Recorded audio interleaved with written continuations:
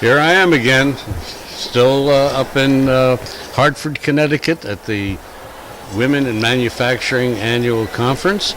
And I'm here with Kathleen Buse, PhD.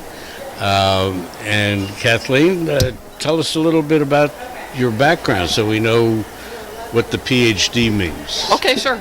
So I'm an engineer by training. I spent the first 25 years of my career in manufacturing, right. Mostly working at Kodak in Rochester, New York, Right. Making film, making chemicals, making a lot of different things in my career. After about 25 years and 4 companies, I decided the opportunities for women were really limited. This was about 10 years ago. Yeah. And instead of banging my head anymore, I went back to school. Did you? So I decided to get a PhD in management because I recognized, at least in my engineering career, my technical and my leadership career, was that we could solve any technical problems. With the right amount of resources, Sure. with the right amount of people, we could solve all of those technical issues. Sure. It was the leadership that really impacted the decisions and the moving forward. So I wanted to understand more about how managers made decisions, and in particular, why was it so hard for women to achieve in manufacturing? So all of my research... Lots of reasons. Well, it's very complex. Yeah. So got my PhD in 2012. All of my research, all the work that I did for my PhD was related to women persisting in male-dominated professions, and especially manufacturing and especially engineering. That's a current topic. It really, yeah. Well, I didn't know it at the time. Yeah.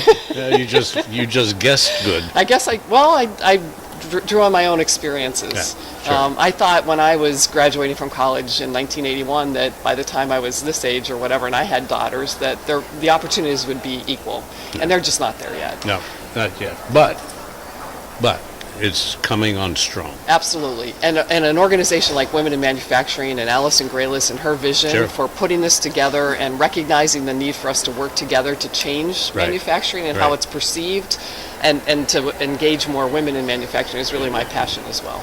We started Manufacturing Talk Radio as a side event for my primary business, which is All Metals and Forge. And we tried to get more traffic coming from the manufacturing sector to our forging company, and which did happen. But then it's 4 years now we're doing this, and we found that we were actually doing something, and we're getting a lot of message out. None of this stuff is really on the mainstream media, on TV. No, it's not. And no, right. So we've gone to a lot of conferences. Awesome. We've done 230 shows Oh on my the radio. goodness! Wow. And Wow. I recommend listeners, become a regular. You want to buy advertising, buy some advertising. But we won't turn it away. Self-funding is not fun. And we actually, in November 8th, we're starting a new show called WHAM. Oh. Women and Manufacturing. Oh, very cool. And Wow. we're going to have multiple hosts, rotating hosts. Yes. Actually, Brilliant. Alison Graylis is Yes. going to be one of the hosts. Excellent.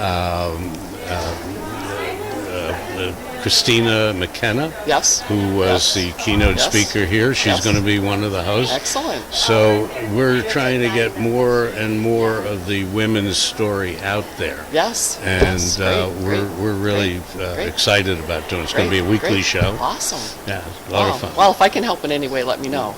Because some Tell of the all research, your friends and I relatives. I will. Well, one of the things that I did for my research was interview women in manufacturing. Did you? And ask them about their experiences. Yeah, And yeah. and trying to understand the women who stayed versus the ones who left, Right. and what were the differences between those women. Well, some of it had to do with families and kids. No, it did not. It didn't? Actually, that's a stereotype and a myth. It had Oh nothing my to God, do with I that. hit a stereotype. Oh, God, forgive me. No. Nothing to do with that at Nothing. all. Absolutely Well, nothing to do well, with that.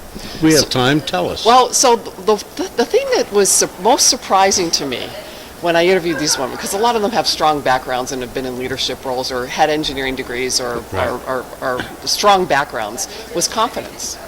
And it was lack of their ability to be able to succeed in the manufacturing workforce.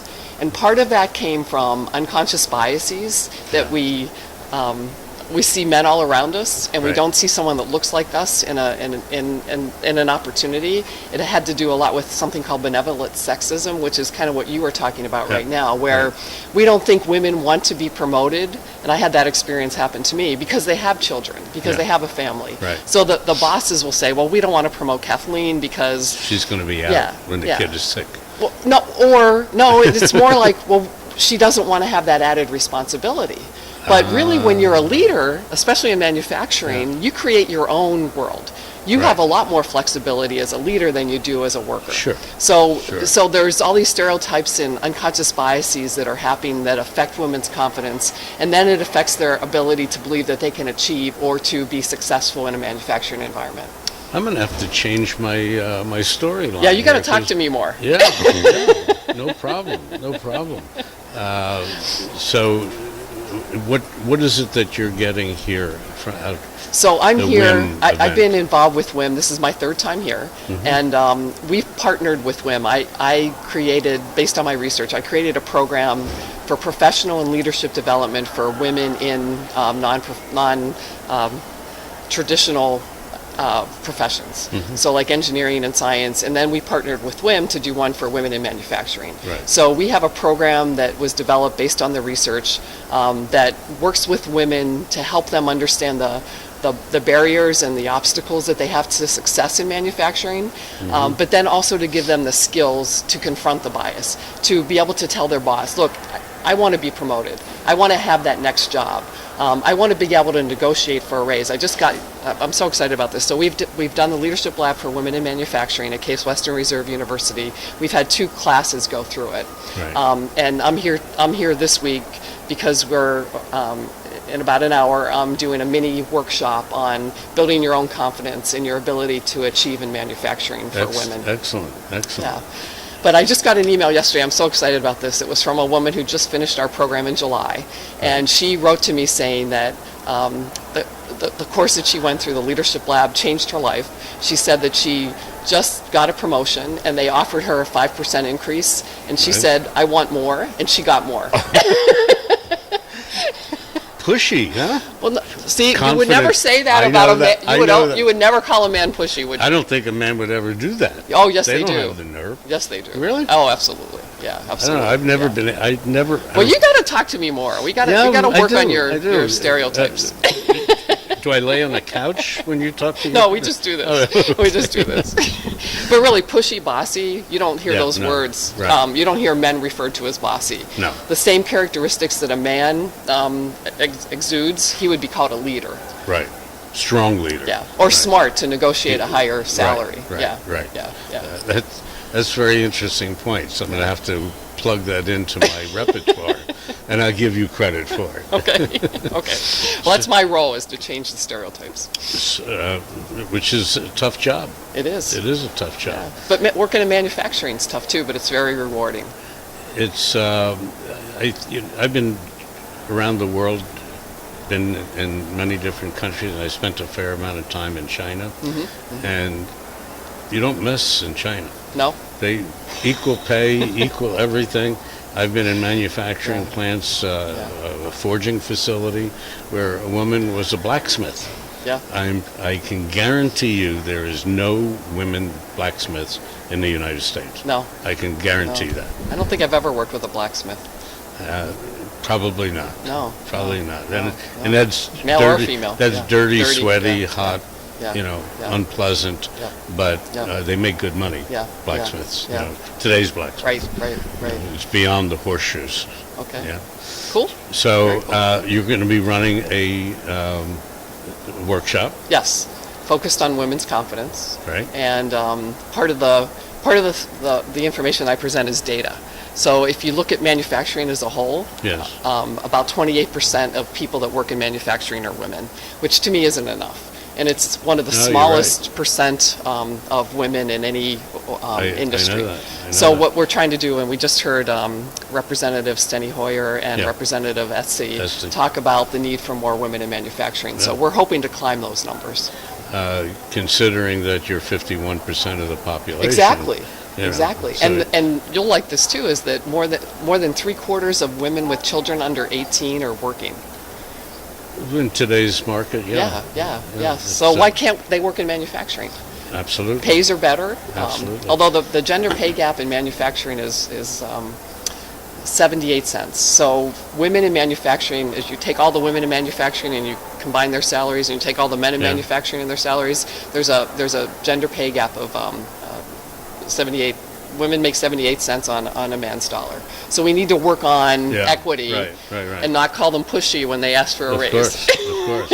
Especially when they know that they're being underpaid compared to their coworker. Exactly. So Yeah. but that's going to come because there's a lot of things going on. These organizations which didn't really exist 20 years ago, and it's needed because we can't rely on the government to do total help for everyone. Correct. The states, I find, are doing more than the feds, and especially with the education and vocational training and so on. So we're real excited to be part of that. Good. And Kathleen, thank you for sitting with me for a few minutes. And I'd like your business card. Sure. And there you go. we should be talking, when we're back at our home base. Sounds great. Love to talk to you some more. Thank you, Lou. Thank you. Thanks for joining us on Manufacturing Talk Radio. You can hear our next broadcast each Tuesday at 1 p.m. Eastern Standard Time at mfgtalkradio.com.